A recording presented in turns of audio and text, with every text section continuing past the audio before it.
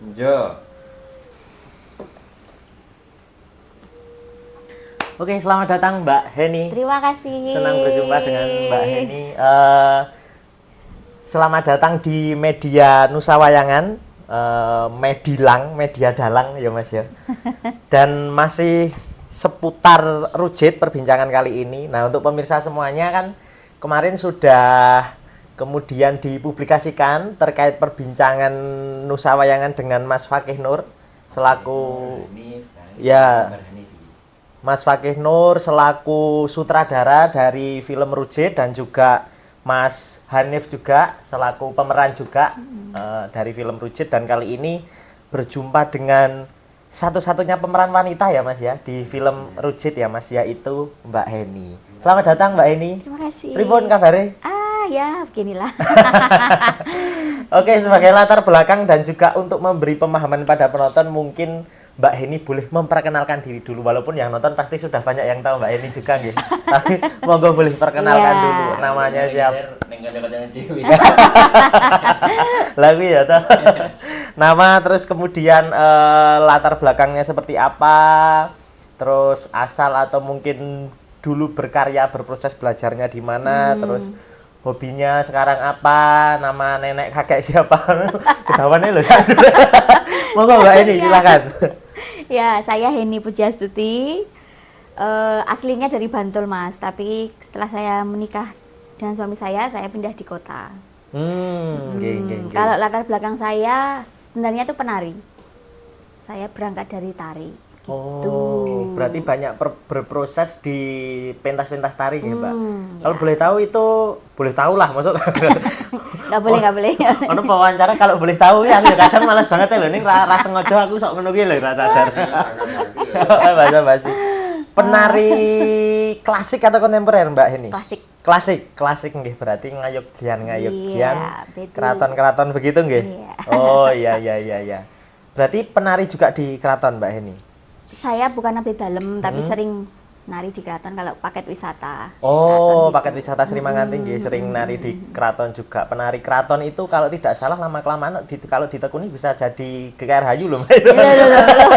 Jadi nari terus.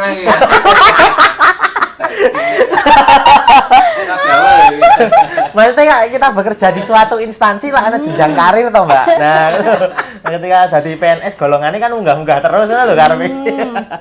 Oke, Mbak ini latar belakangnya sebagai penari. Dan dalam film Rujit ini Mbak Heni diberikan peran yang juga cukup krusial juga ya Mbak. Ya, sebagai apa Mbak di film Rujit ini? Sebagai ibu. Sebagai ibu dari anak-anakku. Wah. Bukan anak-anakmu ya, anak-anakku. Dari Bargowo. Ibu dari Romo Bargowo. Oh, nggih, keren sekali. Kemarin kan sudah ngobrol juga dengan sutradaranya Mas Fakih, menjelaskan bagaimana latar belakang ceritanya, bagaimana kemudian Romo Bargowo mengalami gangguan mental dan lain sebagainya. Terus akhirnya juga sudah ngobrol juga dengan pemeran Romo Bargowo yaitu Mas Hanif kemarin, banyak juga cerita menjelaskan bagaimana latar belakang itu. Terus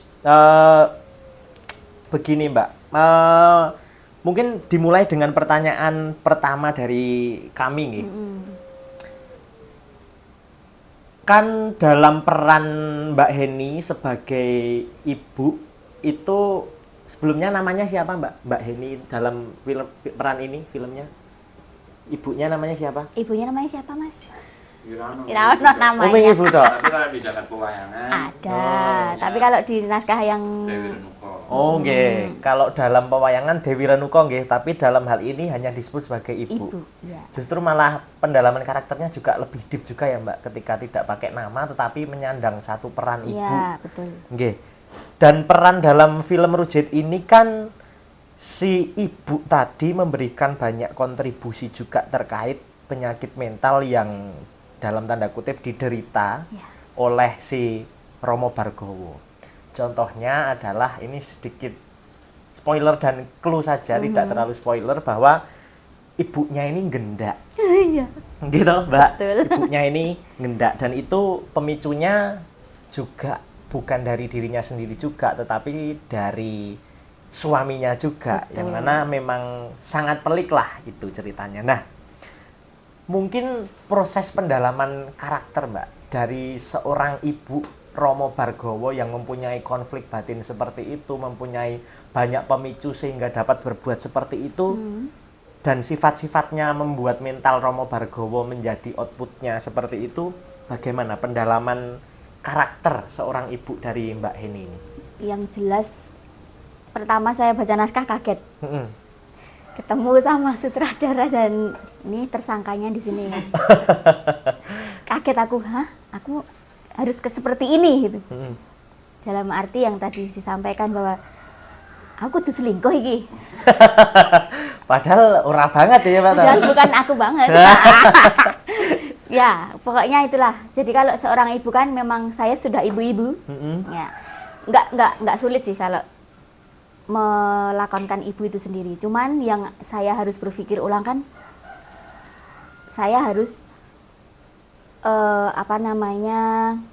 menempatkan diri saya di dalam cerita itu bahwa saya harus dikhianati. Terus saya melakukan hal yang sangat tidak terpuji itu. Nah, lah itu yang sulit. Nek pendalaman karakter ya orang mungkin aku dadak selingkuh sih enggak mungkin. Pasti saya harus tahu dulu nih penyebabnya apa. Kok aku bisa jadi seperti ini, nanti efeknya terus gimana gitu. Di dalam kehidupan sehari-hari kan lumrah, ya bukan lumrah sih, kita banyak menemui seperti itu kan. Oh iya. Ya jadi ya mungkin sedikit banyak cari tahu sih piye kalau wong selingkuh ki piye sih, padahal di dalam sedikit cuplikan ya, sedikit ini ya, di dalam karya itu kan tanpa dialog. Oh ya sulit. Wah, menarik banget.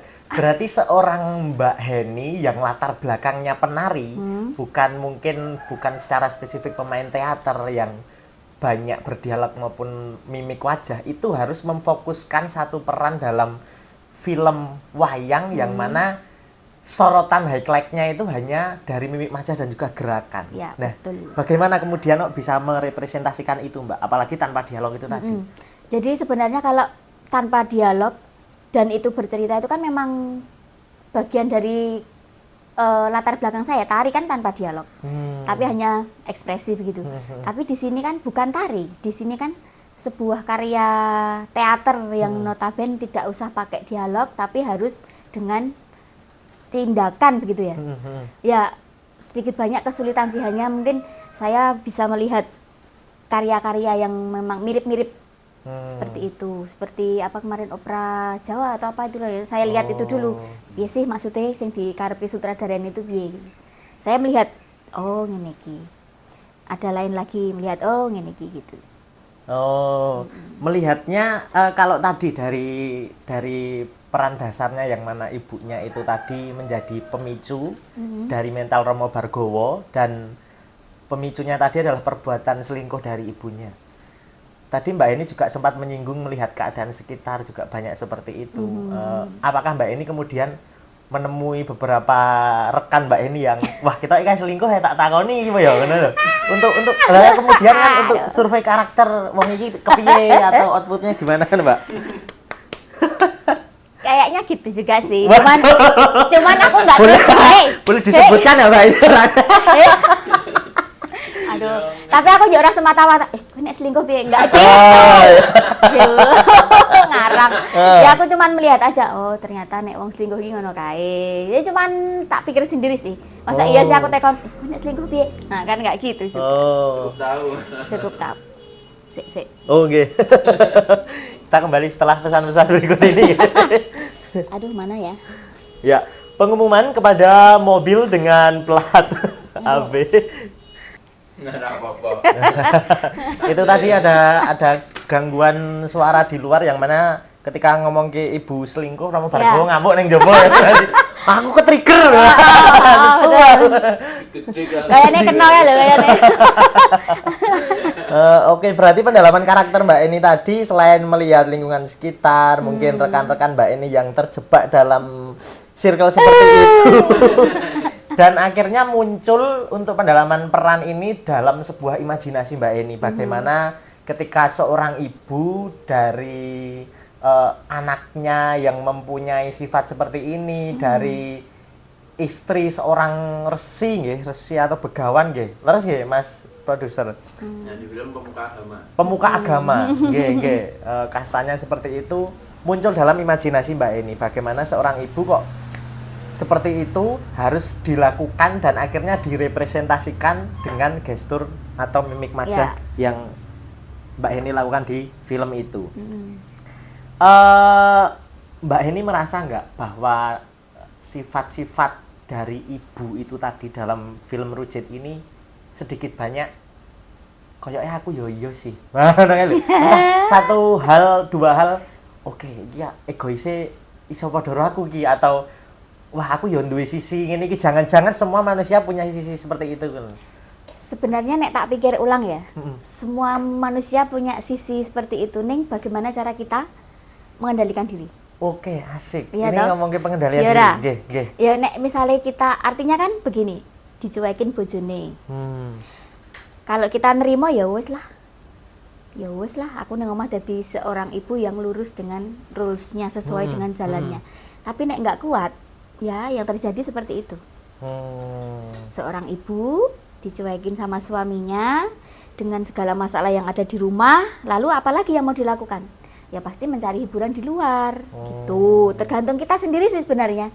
Kita mau jadi ibu yang baik-baik, apa jadi ibu yang apa ya? Nggak baik-baik. Iya. Artinya pengendalian diri tadi munculnya juga dari pilihan-pilihan pola pikir kita ya Mbak ya, semuanya betul, itu. Yang dalam film Rujet ini akhirnya diwujudkan ke hal-hal yang kurang mengenakan untuk keluarga tersebut. Terus ngomong ke, karena dalam film ini kan Mbak Heni itu nantinya atau sebelumnya harus membangun chemistry dengan tokoh suaminya, tokoh bapak, tokoh anak. Bagaimana Mbak Heni membangun itu? Atau cukup dengan ngobrol wis nyambung ke kita, atau akhirnya sering proses bareng juga dengan karakter-karakter yang lain? Bagaimana Mbak? Kebetulan dengan ayah dan dengan Bargowo ini kan memang sudah kenal sebelumnya. Jadi Bargowo ini adalah penari di tempat saya, di mana saya juga belajar di sana. Okay. Dari kecil sudah kenal sama Hanif, lalu sampai sekarang juga masih sering menari di tempat saya. Jadi mungkin untuk membangun chemistry dengan dia, kita lihat jalan ceritanya sih, lagi. Terus kita nanti harus gimana? Gitu. Seperti adegan misalnya di dapur. Terus melihat ibunya lagi ngobrol, dia harus ngapain? Nah, kayak gitu. Tapi ya itu tadi. Memang tidak mudah karena ya baru pengalaman pertama saya menjadi seorang ibu di film yang tidak memakai dialog. Baru pertama kali. Baru pertama kali. Kalau Mbak ini sendiri sebelumnya pernah kemudian menjajal dunia seperti ini untuk berteater di atas panggung ataupun di atas ya, di depan kamera seperti itu, sebelumnya sudah pernah juga Mbak? Sudah, tapi pakai dialog. Dan itu tersangkanya juga sama. Tersangkanya juga sama. Ya itu. Produsernya, sutradaranya sama juga nggih. Iya.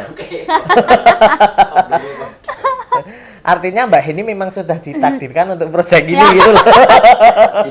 Sudah disiapkan dan dipaksa. Dari tadi Mbak Heni menggarisbawahi dipaksa ya. Apakah memang ada keterpaksaan dari seorang Mbak Heni untuk melakonkan tokoh ibu ini? Saya ikhlas. Saya ikhlas, cuman kadang sebelumnya itu berpikir, ini tenanan ini melakonkan seorang wanita yang artinya nek dalam image saya seorang ibu ki ya wes lah mesti sudah menep gitu loh ibu. Nah nek ning ceritanya kan ibu yang ya gitu. Iya. Ya tidak terbayangkan lah aku mestinya mosok ngono ki ono sih wanita yang seperti itu gitu. Tidak terbayangkan sebelumnya sih. Kalau flashback ke sebelum syuting, sebelum akhirnya mungkin praproduksi dari Rujet ini berjalan, pertama kali Mbak Eni yang mengontak adalah Mas Produser. Oke, Mas Produser. Terus apa ekspektasi Mbak Eni? Aku dadi opo ya? Iya, betul. Iya. Mbak, iso tak telepon, Mbak, iso. Oke. Terus, Mbak tolong bantuan ini iki teater lho, Mbak. Heh, tenanan iki teater. Ya aku dadi apa? Dadi ibu. Engko anake Hanif. Ya pikirku kan, oh ya oke. Wah, ini keluarga harmonis Iya, ini, Mbak. iya, pikirku kan gitu. Lah, Kebetulan peran sebelumnya juga itu. iya, peran Oh. sebelumnya juga aku menjadi seorang ibu gitu. Nah, terus pergi ketemuan yang pertama. Pertemuan pertama kita membicarakan dengan naskah bla bla bla, dijelaskanlah oleh si Fakih bilang, "Mbak, jadi besok ini kayak gini." Terus, "Nah, kamu gini." Terus selingkuh gini. Hah? Iki tenan selingkuh. Jadi aku, ya pikiranku ki wis yo kon piye ya? Yo kon piye ya? Tanpa dialog. Iya kan? Jadi pikirannya wis iso ra ya di aku di. Iso ra ya di. Saya tanya dia, "Iso lah iso Mbak, iso. Wingi wis iso kok." Gitu. Ya wis akhirnya saya mencoba. Oke, dengan senang hati. Berarti tetap ekspektasi ini weh dadi opo iki. Iya. Dan ternyata perannya sama dengan project-project Mbak Heni sebelumnya, yaitu sama-sama menjadi ibu. Cuma mungkin sedikit kontras Ya, dan sebagainya. beda, sangat beda. Sangat beda. Yang peran sebelumnya kan saya kehilangan anak. Sedih. Tapi kalau sekarang kan memberi trauma kepada anak dan aku mencari kesenangan sendiri. Nah, bedanya di situ. Beda sekali. Nggih. Atau mungkin jangan-jangan di film Rujet ini pastinya penonton harus nonton nanti. Iya. Di film Rujet ini jangan-jangan peran Mbak Eni di sebelumnya itu sama-sama menjadi ibu dan sama-sama kehilangan anak. Kalau mungkin di proyek sebelumnya kehilangan anak secara harafiah, secara literal, ini kehilangan anak secara jati diri. Oh, iki kudu sing tak kenal anakku ngono kae lho. Oh iya ta, Romo Bargowo iki Iya. kudune iki ra ngene iki, aku cilik mbiyen iki tak bopongi ra ngene iki lho. Iya. Kok gedene dadi ngene iki, aku kehilangan anak sebagai Romo Bargowo kecil ngono kae lho. Mungkin ya seperti itu juga ya, Mbak ya. Iya. Kehilangan anak yang jati dirinya yang berbeda ya. Tapi dengan latar belakang Mbak Heni yang penari, terus tidak banyak juga berkecimpung di dunia teater maupun di dunia peran, seberapa sulit Mbak Heni kemudian memahami cerita dan peran dalam film Rujet ini? Yang saya sampaikan tadi, kalau peran mungkin tidak terlalu sulit ya, karena kan seorang ibu. Cuman yang sulit itu tadi merealisasikan sebuah cerita dalam gerak dan ekspresi. PR tersendiri ya? PR banget. Ya. Terus berjalannya syuting Mbak Heni kemudian aku mau takon apa ya ngomong. Aku iso terlarut dalam obrolan nganti lali lho mek takon apa iki. Ngombe sik. Harus disambira apa? Tatapannya Mbak Heni intimidatif lho. Ora ya. Pemicu trauma tau. Perannya Mbak Heni tekan saiki masih ya lho. Ya. Menangis aku. Mungkin Mbak, nek dalam seni peran atau teater mungkin ada beberapa QQ seorang pemeran untuk masuk dalam peran tersebut. Misalnya nek Dian Sastro dalam Gadis Kretek, dia membau mawar dulu atau parfum mawar, kemudian dia masuk dalam peran tersebut, atau dia mendengarkan musik apa para aktor-aktor aktris. Kalau Mbak ini ketika proses syuting gerbang untuk masuk dalam peran itu gimana Mbak? Untuk masuk ke peran itu dan keluar dari peran itu kan kontras juga tuh dengan Mbak ini sehari-hari. Kalau yang saya lakukan kemarin cukup diam sih, merem, terus aku kudu ngopo iki? Aku dadi apa iki? Kayak gitu sih. Cukup kayak gitu nek saya. Jadi makanya tadi saya bilang aku harus memerankan temanku yang itu atau orang lain yang itu yang sedang berselingkuh. Sebenarnya kan itu kan menimbulkan trauma tersendiri sebenarnya bagi saya. Artinya mosok sih kayak ngono kehidupan gitu loh. Tapi kalau saya harus memerankan itu ya oke. Saya cukup diam sambil merem, terus bariki aku dadi apa ya? Oh, aku sedang menjadi seorang ibu.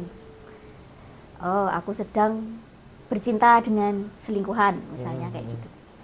Gitu sih, cukup kayak gitu sih, nggak ada ritual yang lain. Oh, cukup dengan hening, Ya, kemudian dengan mendalami peran, terus wah aku wis mlebu dari ibu gitu Iya, ya Mbak ya. iya, cukup diam wis gitu aja. Oh iya. Terus tadi kan sudah banyak ketemu dengan Mas Hanif sebagai Romo Bargowo. Kalau dengan Bapak atau dengan suaminya yang dalam peran ini sebagai pemuka agama tadi, gimana Mbak bangun chemistry-nya? Kebetulan di proyek sebelumnya juga ada Bapak itu, ayah. Tapi jadi kita Bapak juga? jadi bukan. Oh bukan. Kita malah nggak satu frame sih. Ya satu frame cuman nggak bersinggungan gitu. Artinya berarti dengan para pemeran ini memang sudah sering bertemu dan itu cukup memudahkan Mbak Eni juga gitu? Ya betul, karena sudah kenal toh lebih dulu, jadi ya kita baca naskah harus gimana gitu. Beliaunya kan gimana? Yang sebelumnya kan di direct. Iya betul, sebelumnya di direct oleh beliaunya karena kan sutradara juga gitu. Nah kebetulan beliaunya itu kan juga profesional, jadi saya nggak khawatir karena ada yang membantu saya untuk menciptakan chemistry pas ngapain, misalnya pas sedih ditinggal atau pas cekcok kayak gitu, sudah dipancing jadi aman sih. Artinya saling melengkapi ya Mbak ya. Betul. Mungkin Mbak Eni di gestur dan mimik sudah cukup skillnya oke nih, dibantu lagi ditopang dengan pemeran-pemeran lain yang chemistry-nya juga oke, sering bertemu juga di beberapa proyek kesenian, jadi sangat membantu ya Mbak. Akhirnya hasilnya sangat maksimal sekali. Ya. Pol, makanya teman-teman penonton semuanya harus nonton Rujit. Nah, selain kemudian menonton Rujit untuk mengapresiasi ini semua, menonton Rujit ini nantinya juga dapat memberikan empati kita terhadap para penyintas mental illness juga ya Mbak. Iya, makanya hashtagnya adalah yuk temenin Bargowo. Nah, dan juga temenin ibu juga ya. Karena ibunya juga penyakit mental berarti itu ya Mbak dalam cerita mental, itu ya. Benar. Berarti hampir semua kena itu mental. semua kena mental. Termasuk tim produksinya ya. Boleh. Iya benar.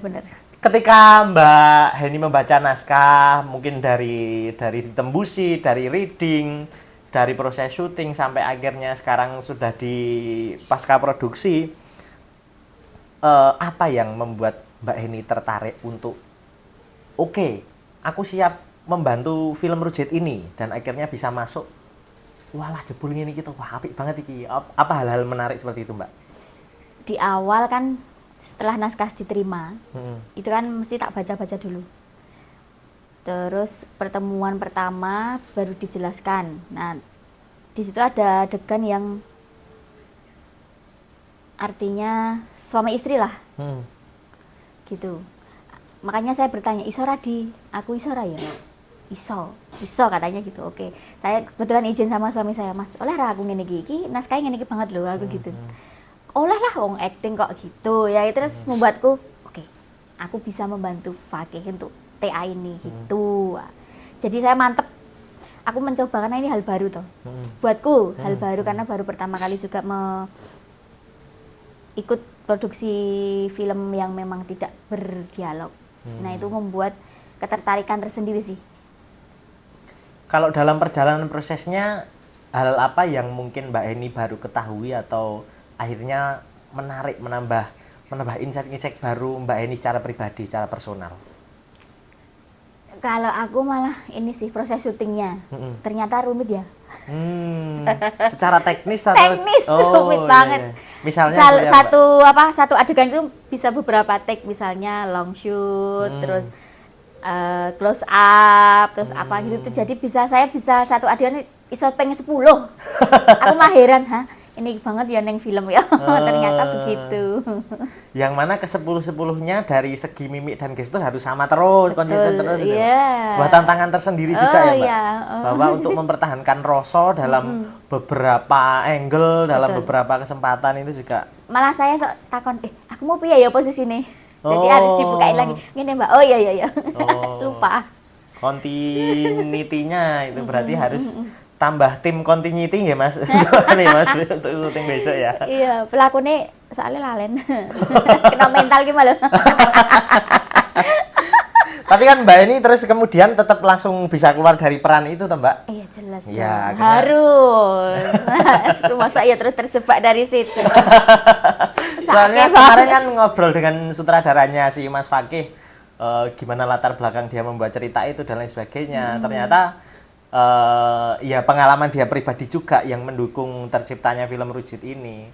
Kan artinya ini berbeda juga, malah kontras dengan Mbak Eni yang wah, peran saya sehari-hari nggak seperti ini, harus bisa masuk ke dalam peran ibu tadi dan keluar lagi menjadi Mbak Eni yang dikenal semua orang itu, tidak kemudian wah, Mbak Eni kok cekcok kayak wah, Masa ya jadi aku peran harus, ibu harus gitu. curhat di sini kan kayak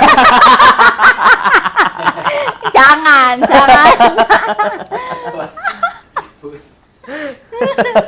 Ini ya. Saya angkat tangan deh, angkat kaki barang. Podcast saat tak sensor kabeh ya.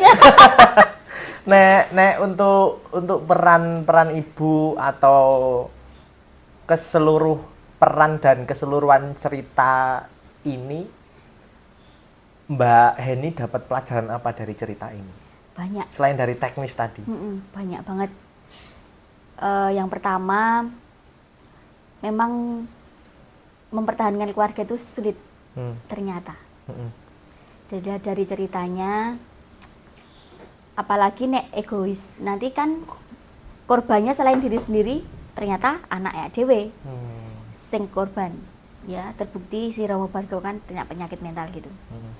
Terus yang kedua, menjaga komitmen sangat berharga sekali.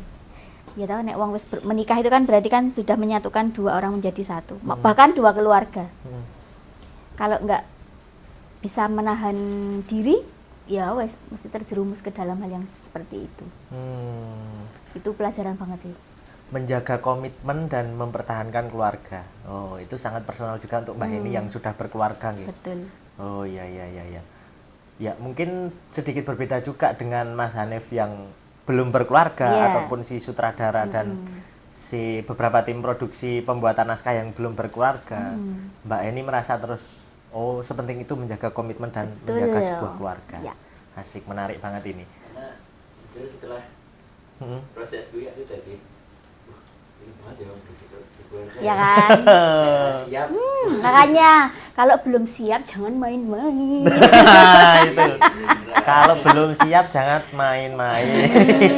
Itu dia, harus Ya. komitmen paling utama. Aduh, ini cukup menambah obat saya juga ya. Tapi jangan takut menikah. Tidak perlu takut. Mbak ini lucu juga ya. Di lain sisi jangan main-main tapi jangan takut menikah.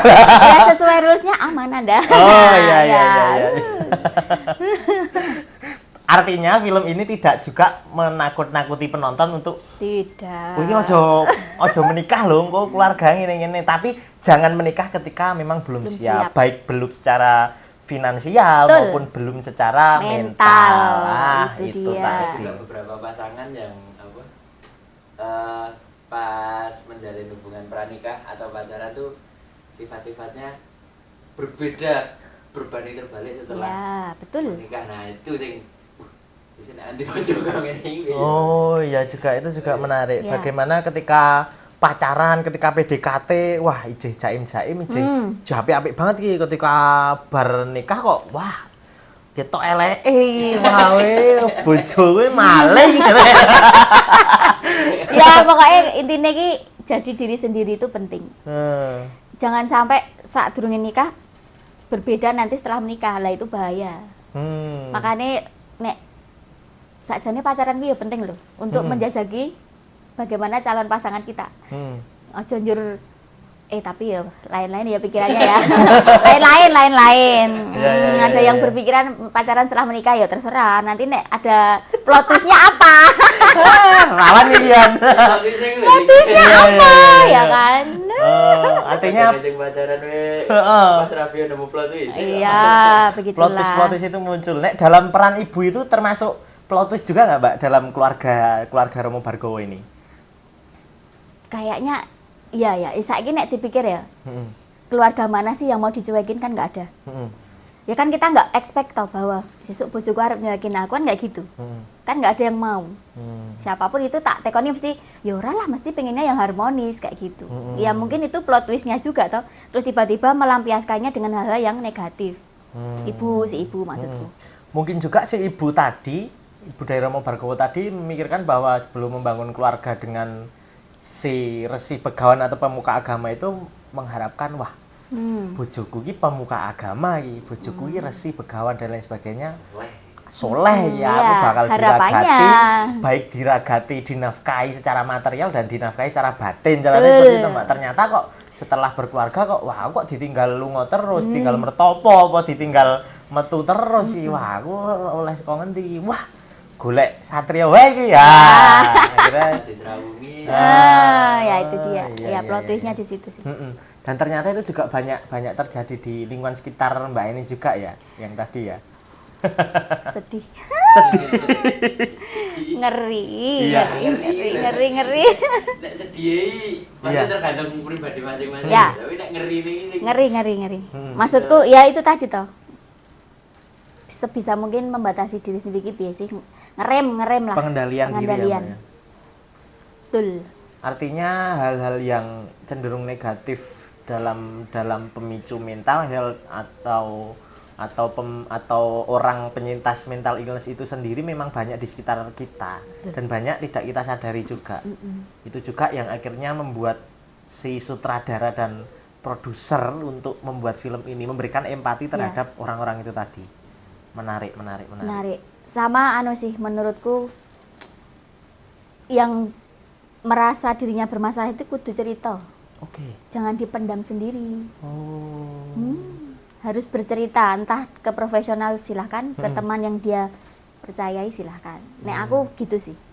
Jadi aja dipendam, nek dipendam nanti semakin mentalnya semakin down tenan gitu. Akhirnya cerita ya Mbak yo. Tapi nek dalam fenomena sekarang saya melihat ibu-ibu karena perannya juga Mbak ini sebagai ibu. Karena tadi menyinggung soal bercerita, banyak ibu-ibu muda sekarang yang salah tempat bercerita terkadang. Ledo cerita neng story WA. Nah, jadi kancang-kancangnya ngerti masalahnya. Nah, itu gimana tanggapan Mbak ini? Itu nek menurutku itu berarti kan dia malah ngumbar aibnya toh. Iya nggak sih? Iya toh masalah mah diumbar-umbar. Nek menurutku jangan sih. Malah ceritalah ke orang yang memang dia percayai atau langsung. Misalnya aku bermasalah denganmu. Aku langsung Mas, apa ngomong aja gitu loh, nggak usah dipendem-pendem. Wah, stres tenan gue. Oh iya benar. Iya. Kode-kode ming meneng wae, silent treatment. Betul. Langsung ngobrol dengan yang bermasalah. Kalau selama ini yang saya terapkan gitu. Jadi aku misalnya bermasalah sama si A. Kowe ngene apa, Ma? Langsung tak gituin. Langsung ditanjihke solusine rampung pada saat itu juga. Nek ora gembyeng ya gembyeng sisan ya. Wah, apik iki. Daripada dipendem-pendem terus malah ning story WA orang-orang lalu bertanya toh. Ngopo iki bocah? Yo aib kok disebar-sebar iki. Nah, gitu-gitu. Atau malah iso salah apa ya? Saling iya. Yang dimaksudkan untuk si A tapi ketika wong ndelok jangan-jangan iki nggo A B C D E F G ya. Semua merasa tersinggung. Merasa kenal-kenal. Jangan-jangan Mbak, ini analisa hipotesa gembel saya. Jangan-jangan si ibu tadi juga tidak ada tempat bercerita dari Romo Bargowo tadi. Mungkin ya. Ro anake yo ngene, ro bojone apa meneh ra tau ketemu. Dia mungkin merasa nyaman bercerita kepada selingkuhan itu tadi. Tapi le cerita ning jero kamar. Nah, iya toh. Ning gubuk. Le cerita ning gubuk. Wah. Iya. Gubuk Asmoro. Itu tadi yang kadang Mbak berawal dari gubuk Asmoro itu tadi masuknya ke gembus Asmoro lah. Sebenarnya enggak gitu sih nek aku malah. Oh, gimana, Mbak? Berawal dari cerita. Kesedihan. Mencari empati. Ya kan, orang lain tertarik dengan cerita. Yuk piye? Asik. Nah, itu kalau ada apa-apa cerita sama aku. Poinnya ini. Iya. Oh, garangan tok dikei. Ya, bubar kabeh. Ya. Sifat dasar garangan ini nek ana wong wedok. Betul. Wani curhat dhek. Iki sih wah. Ya. Wah, aku dipercaya nih. Ya kan. Angel itu makanya jadi perempuan itu harus menjaga tenan, yakin apalagi di zaman sekarang. Ngeri. TikTok. Wah, benar TikTok. Ya, betul. Mungkin tapi kita juga nggak bisa menyalahkan satu pihak juga ya, Mbak ya. Betul. Kalau satu pihak itu mendesak dan pihak lain menanggapi, pasti akan terjadi. Tapi nek satu pihak mendesak, yang lain menyetop bahwa oh ini betengku segini loh, ya wes nggak bakalan terjadi apa-apa. Tapi nek sama-sama mau, ya wes bubar kuwi pokoknya intinya nih wes tenan. Bahayanya yang sama-sama mau gimana? Bahayanya sama-sama mau, Bahaya, seperti bahaya. tokoh ibu dan selingkuh-selingkuhannya itu. Sama-sama mau, momennya tepat, perasaannya tepat, wah wes. Ya apalagi sih cewek menjual kesedihannya. Wah, Terus si lanang empati, simpati. Kasihan ya kamu ternyata begini-begini. Wes bubar gue wes. wah. Ngel gue. Makanya kalian tuh yang garangan-garangan ini harus ditampet loh ya. Sering terjadi di kota-kota begini. Dan sekitarnya. Sering terjadi itu di kota pelajar. Jangan. Artinya neng Jogja loh. Neng Jogja Aku ya. ramong loh ya. Di kampus-kampus besar juga. Emang hanya kampus aja menurut Anda? Tidak hanya kampus aja ya. Berarti tokoh si ibu ini salah satu contoh wanita-wanita zaman sekarang yang menjual kesedihan kepada orang-orang yang mungkin tidak tepat dan akhirnya terjadilah itu Jadilah. tadi pancingan-pancingan empati yang outputnya nggak oke buat keluarga dia. Betul. Tapi fun fact-nya, aku tahu krungu saka podcast Dokter Tirta karo sapa nah. Sebenarnya wong tua cerita masalah nang anak iki ora apa-apa karena apa jenenge? Nek anak iki di awal umurnya yang kecil ya misalnya 7 sampai 10 tahun ini dia cuma bisa dengerin tok tapi belum punya kemampuan untuk nanggapi. Nah, tapi setelah dewasa balik ya paling saya SMA, saya kuliahan, itu mulai bisa menanggapi bisa. Jadi wis mulai iso dalam tanda kutip berteman. Rembukan. Ya, berbukan. Ya sih. Soalnya kadang ini POV anak ini spesial. Ya, So betul. out of the box. Sebenarnya nek misalnya si tokoh ibu itu tadi dia mungkin tidak nyaman akhirnya bercerita dengan suaminya. Terus akhirnya dia cerita si Romo Bargowo. Film Rujeti ra bakal ono. Iya ta, Mbak? Iya ta? Akhirnya wah, Betul. bojoku kok ora tau ngono ya, ora tau bali ya. Aku meng nang omah ro anakku ngene-ngene. Duh aku cobalah tak cerita Romo Bargowo. The end rampung. Ono betul. film Rujeti Kirana, Mbak Heni nggak bakal duduk di sini, saya nggak bakal bertanya seperti wes itu. bubar ya bali. Untung ora cerita anak ya. Itu ora cerita anake. Anaknya Nah, jangketi ro ya dipejang genti to Romo Bargowo. Engko dalang-dalang ya ora duwe lakon Romo Bargowo. Ora bakalan ono cerita kuwi. Ngawe bayi. Akhirnya nanti Romo Bargowo outputnya di beberapa generasi selanjutnya juga nggak bisa membentuk orang-orang hebat seperti murid-muridnya Romo Bargowo, seperti Durno, Karno, Bismo dan lain sebagainya. Jadi memang latar belakang seseorang mempengaruhi banyak kehidupan di selanjutnya lah. Betul. Oke, kalau gitu mungkin terakhir Mbak Heni, hal-hal apa yang harus menjadi motivasi para pemirsa semuanya buat nonton film Rujit? Harus nonton sih menurutku. Menarik. Karena Banyak pelajaran yang didapat. Yang seperti yang tak omongin tadi. Pelajaran hidup. Bagaimana menjadi seorang, terutama wanita ya. Kalau saya kan adalah perannya sebagai ibu. Terutama wanita. Jadi jangan sampai itu terjadi ki piye carane. Karena kalau itu terjadi wis keluarganya hancur. Yang kedua, jangan membuat trauma kepada anak. Kalau misal kita punya masalah sama suami ya selesaikan. Jangan sampai anak menjadi korbannya. Kalau aku gitu. Kalau pengen lihat detailnya ya nanti kita nonton sama-sama. Oke. Pastinya itu tadi memberikan pelajaran hidup pastinya tanpa menggurui. Betul. Dan juga dengan beberapa hal metafora ataupun semiotika dalam seni media rekam maupun seni pernaskahan itu tadi muncul, dan pastinya itu tadi memberikan empati kita semua bagi para pemirsa semuanya untuk memberikan rasa simpati dan kepeduliannya terhadap para penyintas mental illness juga. Sekali. Makanya jangan-jangan peran ibu yang diperankan oleh Mbak Heni ini tadi tidak hanya dalam film Rujit ini, mungkin dalam sekitar kita, Kehidupan lingkungan sehari-hari. sehari-hari kita itu banyak peran-peran ibu yang Sebenarnya seok-seok, ya, terujit-terujit. Iya, terujit-terujit. Iya, dalam kehidupannya, dan dia bingung mau bercerita kepada siapa. Makanya kita menjadi teman dari peran ibu ini dalam Romo Bargowo, dan juga ibu dalam orang-orang di sekitar kita. Betul. Dan akhirnya kita juga menemani anak dari si ibu tadi. Makanya kita juga mengajak Mbak Heni dan juga teman-teman semua untuk yuk temenin Bargowo. Bargowo. Asik. Iya. Oke.